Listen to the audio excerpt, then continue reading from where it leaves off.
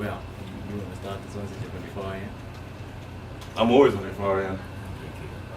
You want to do your normal introduction, or you're just gonna be normal? You got us all dressed up today, you know. No, you got us just. Well, I know because we're trying. Yes, I'm trying gonna to kick be in. polite. I'm gonna kick in now. Okay. Now I feel underdressed. See, that's what I thought. But hey, It's good. good afternoon, good evening, good night, and Good morning, because you keep forgetting about the people that actually watch us while they're eating the cereal in the morning. Okay, I'm gonna slap you. Every time this tour guide thinks he can take me on. But good morning to you, folks who are watching in the morning. We are sitting here with. Kevin Dallas from Bermuda Tourism. We have the tall guys outnumbered today. Oh yeah, exactly. So we can work together. That's okay. That's okay. It'll take us both. That's what I'm saying. Every time the big guy dies in the movie, he always takes out at least 10 people with him. Well, we'll work about 20, I think. Fair enough. But it's very great for Nice you to meet you. bring us in here into your Big fan of what you guys do. Hey, thank you. So, with the BTA, obviously what's on everyone's mind right now is, are you affected at all by the change of governance? Mm-hmm. Has things been working status quo, or has there been minor changes or things? Mm-hmm. So I think it's important to remember that the Tourism Authority was set up so that there would be consistency and stability in tourism across changes that happen in government. So, our new Minister of Tourism and Economic Development is the third minister in the BTA's short life.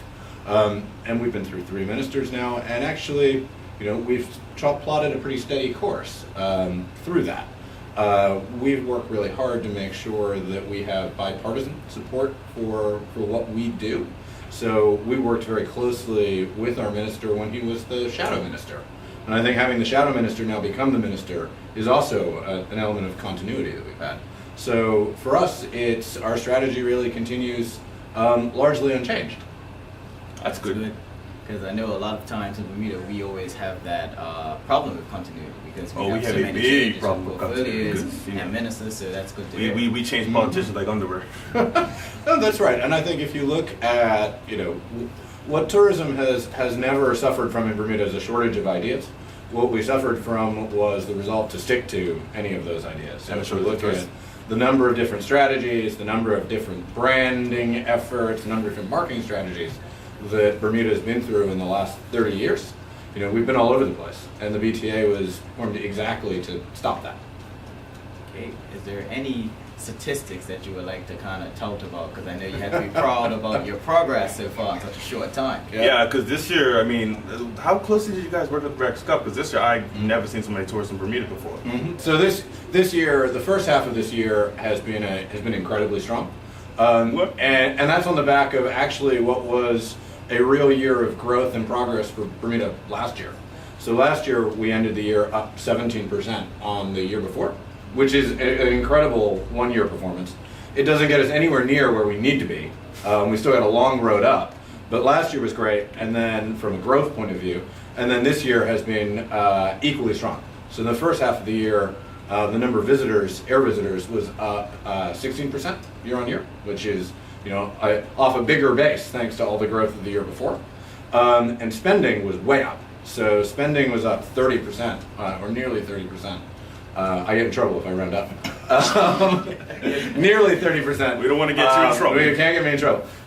Nearly 30% in the first half of the year. And so there's 2 things going on there. One is the continued rebound of tourism. The fundamentals are strong. The rebranding and the marketing work that we're doing, the group sales effort, all of that is working. And then that is complemented by, there's definitely an America's Cup effect in there, especially in spending. So we worked closely with ACBDA and ACEA. So as part of the bid for the America's Cup, the Bermuda Tourism Authority agreed to be a sponsor, alongside people like Oracle and BMW and Land Rover and Louis Vuitton. So we were a sponsor of the America's Cup, so we worked really closely with them around marketing the event and marketing Bermuda's association with the event. So when you say that you guys are just trying to get as much ideas as possible, can anybody really submit ideas? So we're always open to new ideas, and actually one of the channels that we have for that is what we call the Experience Investment Program.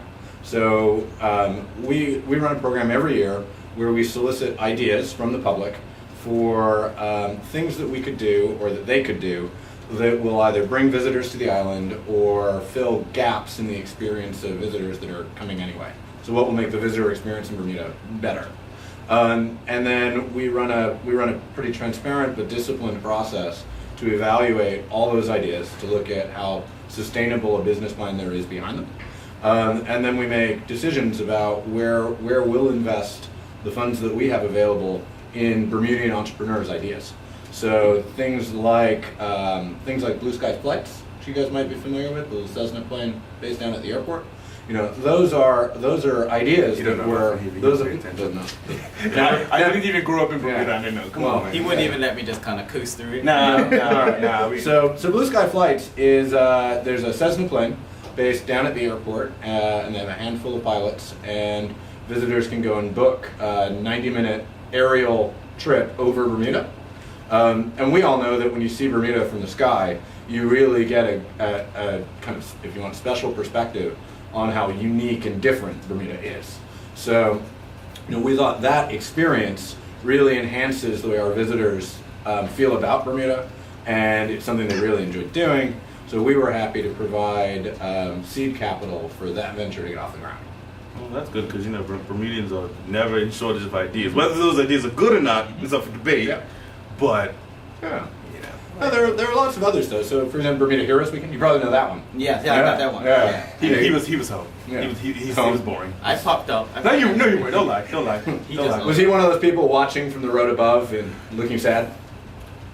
If he was, I didn't see him. Yeah. I was too busy having fun. Right. Covered in paint. You were just Yeah. there. Yeah.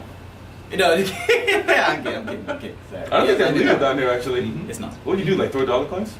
I thought that would make a bruise. So Bermuda Heroes Weekend is what we call a signature event. It's one of the events we make, kind of one of the biggest commitments that we make too. And there, you know, our funding is in order to help promote that event internationally, so that we make it not just a fantastic event for Bermudians, but something that our visitors will come to Bermuda to do. Well, I have to ask a dicey question because I knew it's been ping pong back and forth. But as Yeah, boy. your non-biased opinion, do you think that the America's Cup was a success for Bermuda?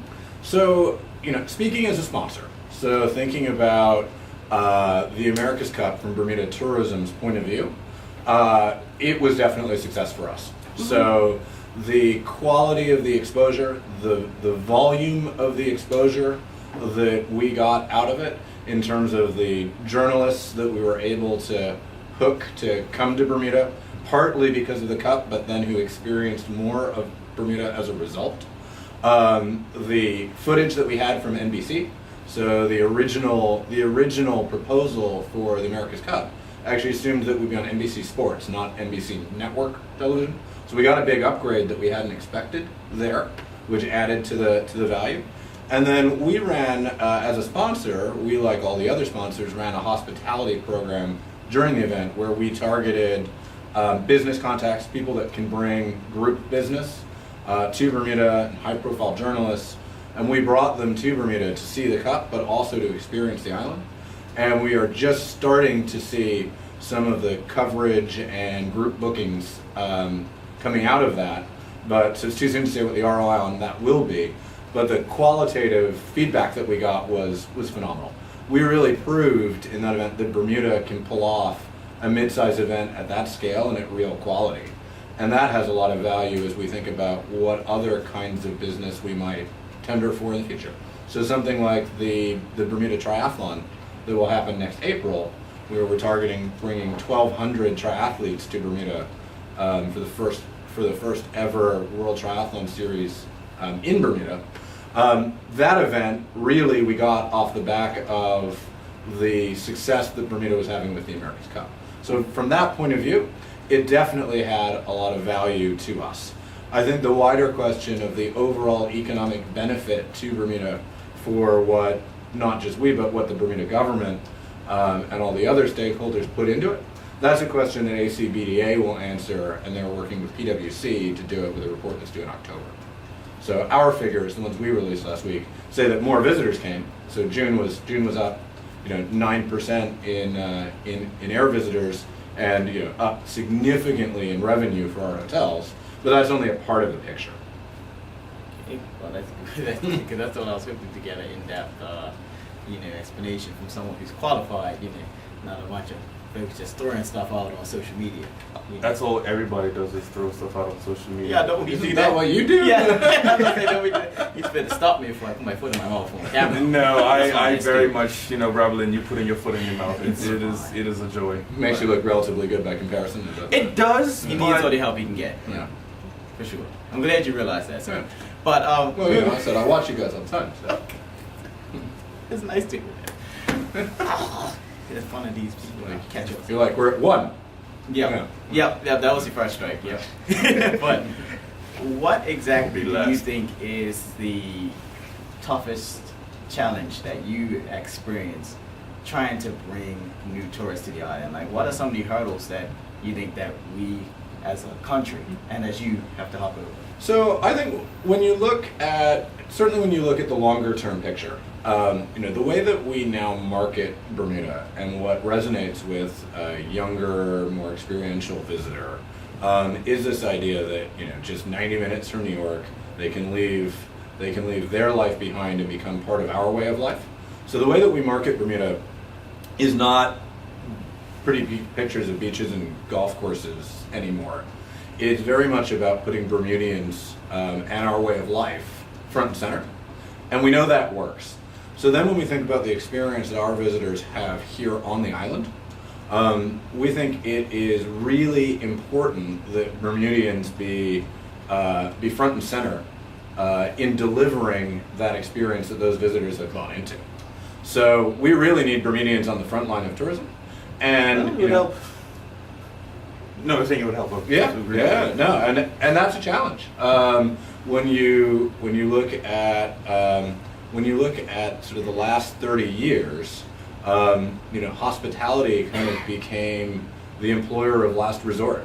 Certainly when I was going to school, everybody was like, be an actuary, be an accountant, be an underwriter. If I said I want to work in tourism, my parents would have said like, no point in sending you to university. You should have seen what my mom said when I said I wanted to do this. Yeah, I imagine that conversation is ongoing. Oh Yeah. Oh yeah. But so, when I think about what's hardest, I think it's that we really need to inspire Bermudians to embrace tourism again. And that can mean getting them to want careers in our hotels. That also means getting them to want to be entrepreneurs and small business owners. And the more we dig into that, the more we know that actually that can be really hard in Bermuda too. There's lots of red tape, there's lots of regulation, access to capital is difficult. We know that that's actually a really tough road, which is why we're trying to help. Okay. At least someone's trying to help. Thank goodness. Now we'll gotta let this man get back to work, sir. Yeah, I know. Because boss man over there looking at me saying, I know. Just one more question, okay? It's about the Bermudian artists, like Mhm. music entertainers. I hear a lot of times they feel very frustrated and unsupported by the government and by many tourism authorities, who are actually trying to work. There's only one tourism Well, authority, I so that must be us. Yeah, but I mean, folks that are invested in tourism. Sorry. Yeah. And I was wondering, do you have anything planned to support, entertainers and artists in the country in the future? Yeah.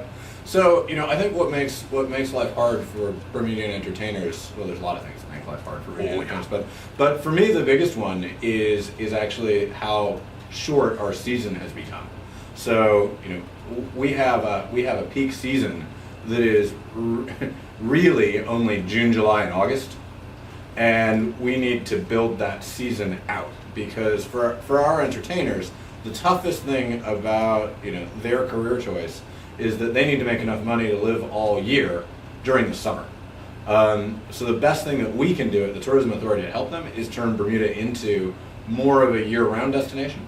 And so that starts by building out the season, so trying to drive more April and May and more October, November, but ideally we'd like to see that huge seasonality that Bermuda sees flatten out entirely. We want it to flatten out by growing the shoulder season, not by shrinking the season. Yes. Yeah, that'd be bad. So to you, honest, I hope that helped you out because I know a lot of folks, message us and ask us those sort of questions. Really? Yeah. I hadn't noticed. Yeah, you wouldn't, would you? But thank you. Does he read the comments?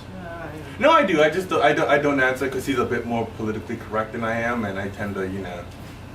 That is also all relative. Yes.